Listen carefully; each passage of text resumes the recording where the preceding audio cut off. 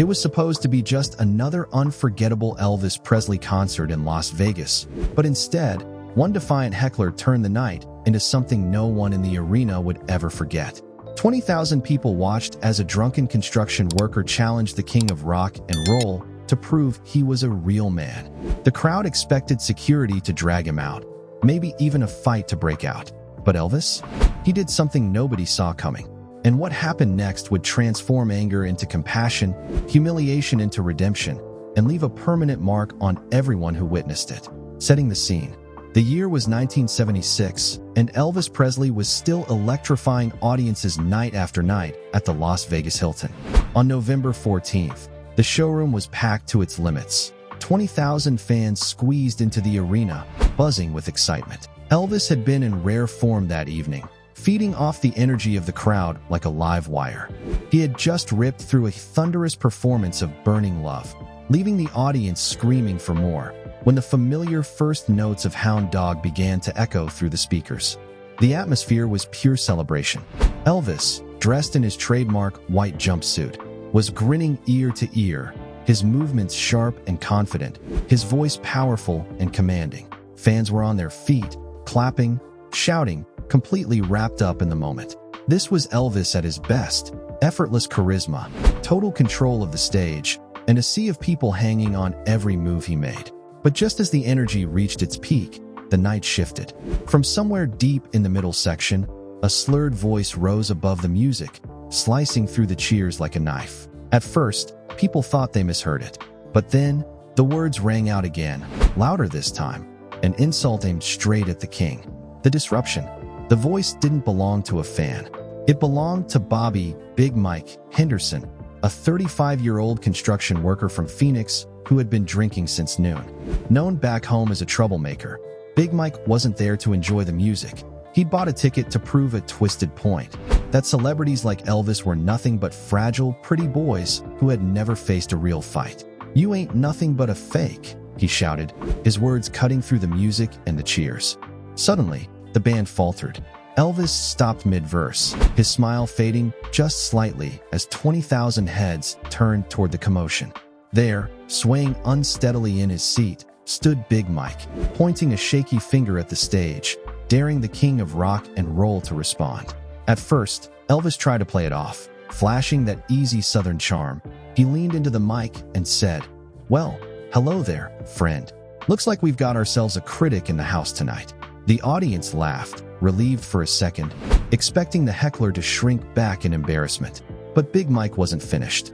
He shot back, louder, angrier. "Don't friend me, boy. I'm talking to you. You think you're tough with your fancy clothes? Why don't you come down here and prove you're a real man?" The mood inside the arena shifted instantly. The laughter died. The tension was so thick it felt like the whole room was holding its breath. Fans began shouting for security. The band looked toward the wings for guidance. Colonel Parker, Elvis's manager, was already in a panic backstage. Security guards started pushing through the crowd toward Big Mike's section. But then, something unexpected happened. Elvis held up his hand, stopping them in their tracks. He wasn't ready to let someone else handle this. No, Elvis was going to deal with Big Mike himself. Elvis takes control. The crowd buzzed with nervous energy as Elvis lowered his microphone, his eyes locked on the heckler. He didn't look angry, but there was a fire in his expression, a mix of irritation and something deeper, like he'd been waiting his whole life for this kind of challenge. Slowly, he adjusted his belt, tilted his head, and gave a half-smile that made the room fall silent. "All right, son," Elvis said, his voice calm but edged with steel. "You want to see a real man? Why don't you come up here and say that to my face?" Gasps rippled through the audience. Nobody expected Elvis to actually invite confrontation. Not the polished superstar, not the idol who usually brushed off critics with a joke or a wink. But this was different. Elvis was tired, worn from years of ridicule about his weight, his health, and his reliance on pills to keep going. And now, in front of thousands, some drunken stranger had poked at his pride. Big Mike's chest puffed up. He started making his way toward the stage, stumbling past rows of stunned fans. Security hesitated, unsure whether to intervene. Elvis had waved them off, and they knew better than to cross the king when he was dead serious. When Big Mike finally reached the foot of the stage, Elvis leaned down slightly, eyes never leaving the man's. He wasn't yelling. He wasn't flustered. He was in complete control, and that confidence was more intimidating than any outburst. "You see, friend," Elvis said, his southern drawl slow and deliberate. "Any fool can run his mouth, but it takes a whole lot more to stand tall without hiding behind a bottle." The arena erupted in cheers, the tension breaking like a wave. Elvis straightened, microphone in hand, and smirked at the crowd. But everyone knew the showdown wasn't over yet, because Big Mike wasn't backing down. He was about to take things even further. The singing showdown. Big Mike wasn't about to slink away. With a sloppy grin plastered across his face, he shouted, "You ain't even the real deal anymore. Prove it. Sing without the band, right now." The crowd gasped. It was the ultimate insult. Elvis, a man who had spent his entire career proving himself night after night, was being challenged like some rookie on a street corner. For a moment, Elvis just stared at him, stone-faced. Then, without warning, he waved his band to stop playing. The music cut off instantly, the silence hitting like a thunderclap. Thousands of fans sat frozen, not daring to breathe. Elvis took a step closer to the edge of the stage, squared his shoulders, and lifted the mic. His voice rang out, clear and raw, with no instruments to back him up. "You ain't nothing but a hound dog, crying all the time." The words hit like a punch. It wasn't just singing, it was a direct shot at Big Mike. The audience roared in approval, their cheers rattling the rafters. Elvis's voice was so powerful, so commanding, that the heckler's smirk instantly faltered. But Elvis wasn't done. He leaned into the moment, belting out the chorus with pure, unfiltered energy, his voice booming across the arena. "Well, you ain't never caught a rabbit, and you ain't no friend of mine." The entire audience was on its feet, clapping and shouting along. Elvis had turned the insult into a weapon, flipping the humiliation back onto the heckler in a way only he could. Big Mike tried to yell something back, but his voice was drowned out by thousands chanting for Elvis. The king hadn't just defended himself, he had reminded everyone in that room why he was untouchable. And yet, what Elvis did next would leave the crowd more shocked than anything he'd sung that night. Transformation on stage. Just when it seemed the tension couldn't get any higher, Elvis did something completely unexpected. He stepped closer to Big Mike, his eyes calm, his voice smooth and steady. "You want to see if I'm a real man? Let's settle this the right way," he said. The crowd fell silent. No one had anticipated this. Elvis wasn't calling security. He wasn't arguing. He wasn't lashing out. Instead, he was inviting the heckler onto the stage, not to fight, but to sing. Big Mike, still swaying and clearly intoxicated, blinked in disbelief. "Sing? What do you mean?" he stammered. Elvis grinned, the corners of his mouth twitching with that signature charm. "A singing contest. You and me, right here, right now. Winner takes all." Laughter rippled through the audience, nervous at first, then growing louder as the absurdity of it sank in. A drunk construction worker versus Elvis Presley in a singing showdown? Nobody expected this. Big Mike hesitated, unsure whether to be terrified or thrilled. But the momentum had shifted. Elvis's confidence was magnetic, and the audience began cheering him on. He handed a microphone to Big Mike, and the man, trapped by both bravado and curiosity, began to sing "My Way." It was chaotic, off-key, stumbling, and forgetful. Big Mike struggled through the song, but Elvis stayed beside him, encouraging him, whispering words when he forgot lyrics, clapping along, and even giving him harmony at points. What could have been humiliating became oddly beautiful. The arena wasn't laughing at him. They were cheering for him. They were rooting for him to succeed. In that moment, something remarkable happened. The hostile heckler, the man who had come to disrupt and provoke, transformed before everyone's eyes into someone vulnerable, human, and worthy of empathy. The tension in the arena melted, replaced with awe and a strange sense of connection. By the time Big Mike finished, the crowd erupted into a standing ovation, not for perfect pitch, but for courage. And Elvis? He had shown the world that strength wasn't measured by fighting. It was measured by lifting someone up when they were at their lowest. The turning point. After the applause died down, Elvis leaned closer to Big Mike, his expression softening. "Mike," he said, voice calm but sincere, "what's really going on tonight? Why all the anger?" The arena held its breath. Nobody expected an outburst to turn into a moment of confession. Big Mike, who had started the night intent on provoking and humiliating, suddenly looked small under the spotlight. His bravado cracked. I lost my job last month," he admitted, his voice trembling. "My wife left me. I just wanted someone to notice me. I wanted to matter." The room went silent. 20,000 people, normally rowdy and loud, were frozen in empathy. Elvis put his arm around Mike's shoulders and spoke directly to him, his tone steady and grounding. "Brother, you matter. You matter to me, and you matter to every person in this room. You don't have to tear others down to build yourself up." Elvis had taken a potential disaster, a belligerent heckler disrupting a sold-out show, and turned it into a teaching moment.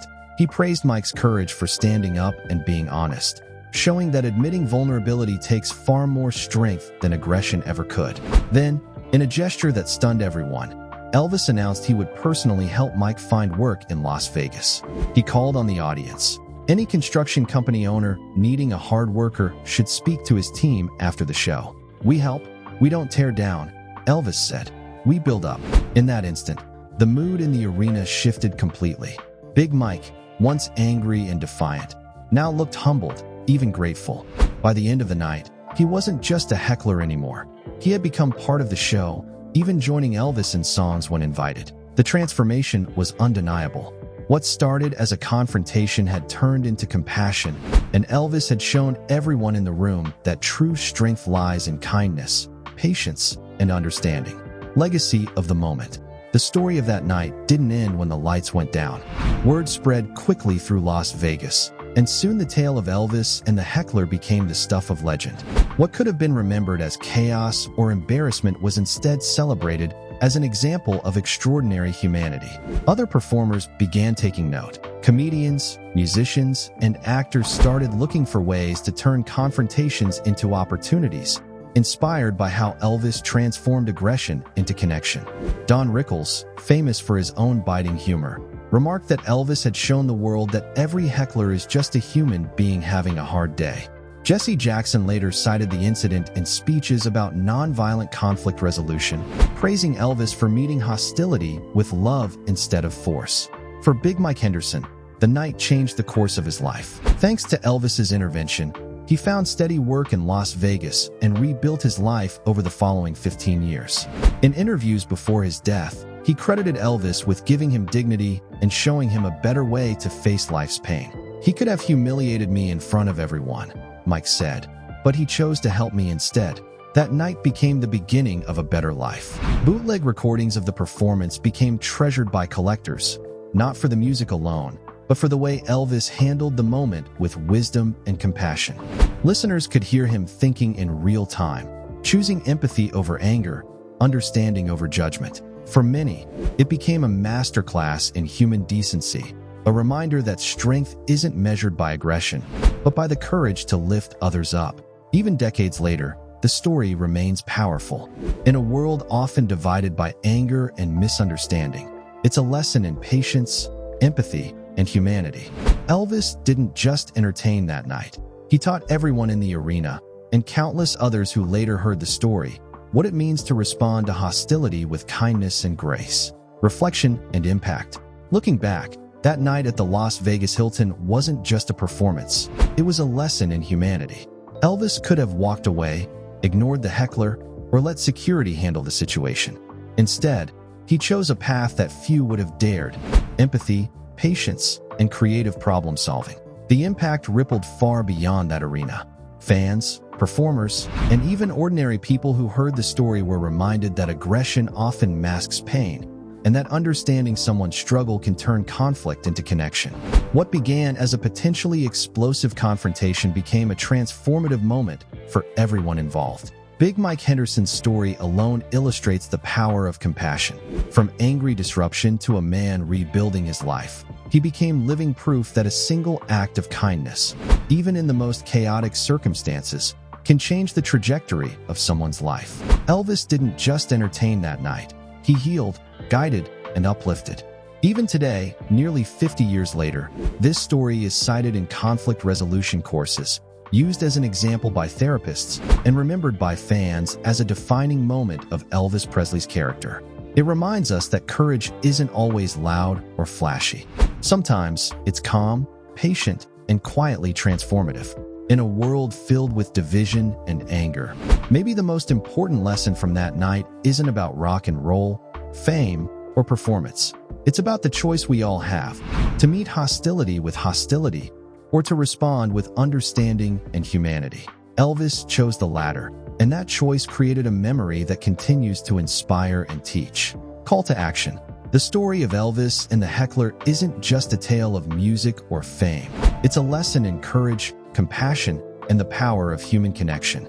In a world that often feels divided by anger and misunderstanding, it reminds us that even the smallest act of empathy can transform lives. So, next time you face conflict, whether it's with a stranger, a colleague, or even a friend, remember Elvis's choice. Meet hostility with patience. Respond to anger with understanding. You might just turn a potential confrontation into an opportunity for connection, growth, or even friendship. If this incredible story of turning conflict into compassion moved you, make sure to subscribe and hit that thumbs up button. Share this video with someone who could use a reminder of the power of empathy. Have you ever experienced a moment when someone's kindness completely changed your perspective? Tell us in the comments. We'd love to hear your story. And don't forget to ring the notification bell so you never miss another inspiring true story about the moments that reveal the best of human nature.